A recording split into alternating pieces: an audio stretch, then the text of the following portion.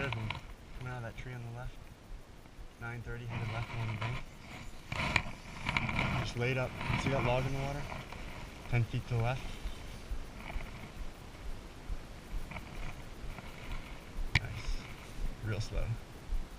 Here it comes. Strip, strip, strip, strip, strip, strip, strip.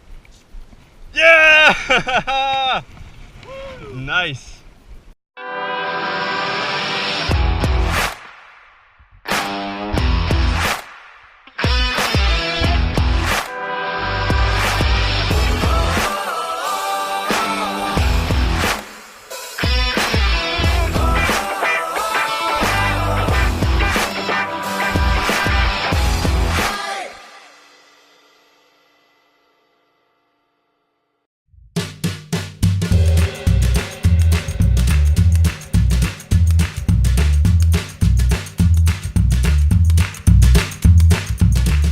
Florida Everglades. Sometimes it's good, sometimes it's bad, sometimes it just gets weird. Somehow we always seem to scratch together a program and bring at least a few good fish to hand every day. And as if that wasn't enough, we always seem to be able to have ourselves a hell of a good time doing it.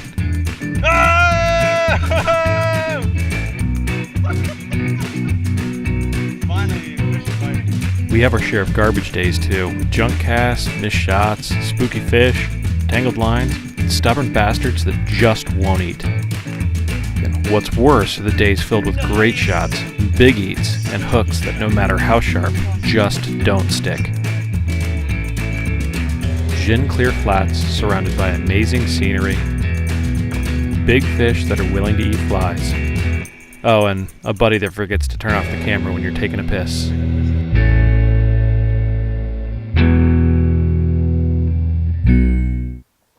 So this year's trip started pretty typically. Jeff sent me a text, asked if we wanted to go to the Glades for 10 days. We started to figure out logistics, reached out to a couple of our buddies that are down there, and it looked like the dates were going to work out. The only thing that was strange was, instead of taking the jet boat down, he traded his jet boat for his old original gheenoe that he had had for years down in the salt, and he wanted to take that instead, which, to me, I've had a gheenoe, sounded like a good time. Until he sent me a picture of the gheenoe hull flipped over with giant holes in it and screwdrivers shoved through the bottom of the keel. Probably not a great start to introducing a vessel you're going to live in for 10 days in the backcountry of the Everglades.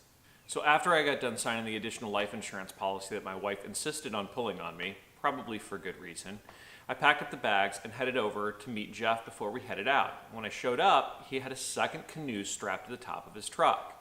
When I asked him why it was there, he said because he wasn't totally sure that he had fixed everything on the gheenoe, and in case it sank, he didn't want to run a good week's worth of fishing. That's Jeff Rassband for you.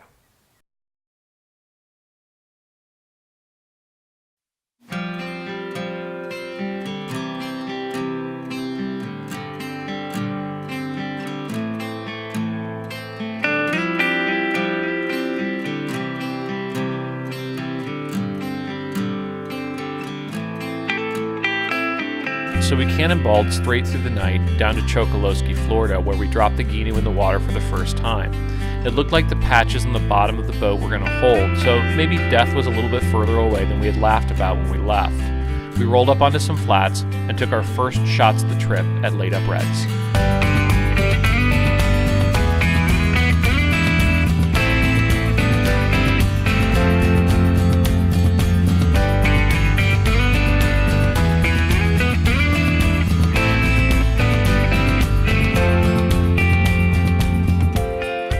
The stars just simply weren't aligned for red fishing that day. We had overcast skies, the water was really churned up from mullet, and even though we had a negative tide, the fish simply weren't giving themselves away, so we had nothing to cast at until we blew them out. So we decided to roll up a couple of the backwater creeks that we knew and fish some of the lakes and small ponds that we knew held resident tarpon. Oh! Yeah. Dude, he ate it off the branch. Yeah, he did. Awesome. On the 7. Alright, we're up. Switch every fish? I mean, dude, that... No, I don't think we have to switch every fish here. Yeah. Woo! Shh, Jesus Christ, dude. How much did you drink? So as I mentioned earlier, before we left, we connected with a couple of our friends who are local to the west coast of Florida. And after 2 days of really hard-fought fishing, we connected with them for dinner in Everglades City, and the report that they had just wasn't good.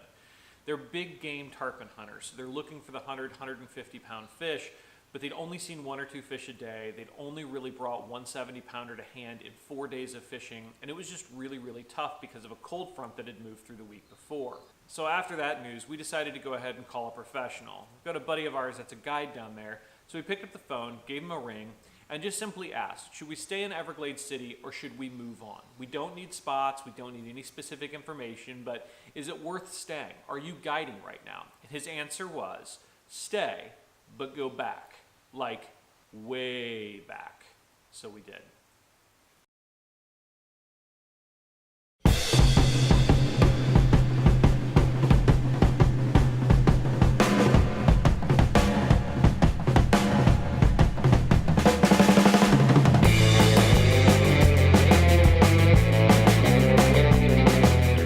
So every time I tell people about how far back we went, they go, dude, aren't there gators? Yeah, everywhere. Your size that gator. It looks like it's coming in for breakfast for us. Alright, we got fish. That fucking thing is big as fuck. Jesus. Look at him, he's slipping. Excuse you, stop being so aggressive.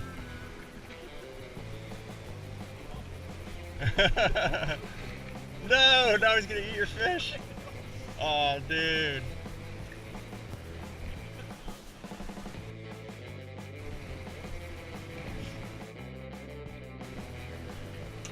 Nice. Just laid up. See that log in the water? 10 feet to the left.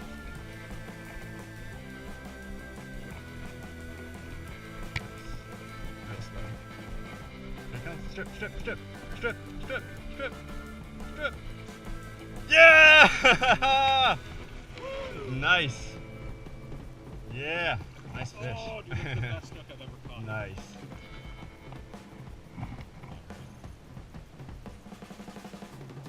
Shot. Oh! Nice! Such a good shot. Crossed his fucking eyes. Check your fly. Drip, drip, drip. Oh my god. Love it. The backcountry was a complete success. For starters, we survived. But second of all, we got as far away from humanity as we think you possibly can in a gheenoe. Maybe there's other spots, but we certainly don't know them. To boot, even though the quantity of fish wasn't there, the quality of fishing was incredible. We saw some spots that we had never been to, and I sight casted my first laid-up snook. I'll never forget that. But it was a ton of work, so what we decided we needed was waterfront bars, pitchers of cold beer, and fish tacos. So we packed up and we headed north. Yeah! Where the hell did he come from?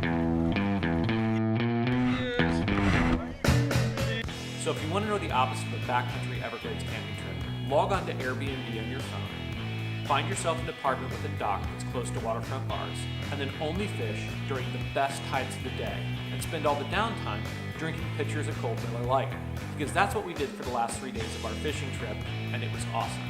To boot, since we cherry-picked the best times of day and the best water, we came across some of the best flats sight fishing for reds that I've ever been a part of. It was incredible, and a great way to close out the trip.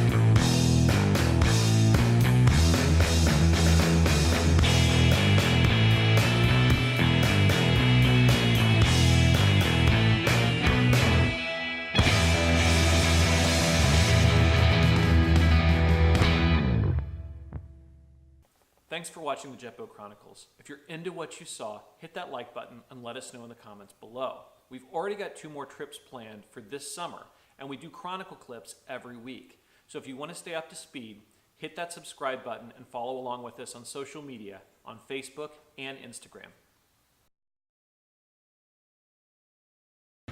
That's obscure. The old stick in the snook routine. Yeah, oh dude, absolutely.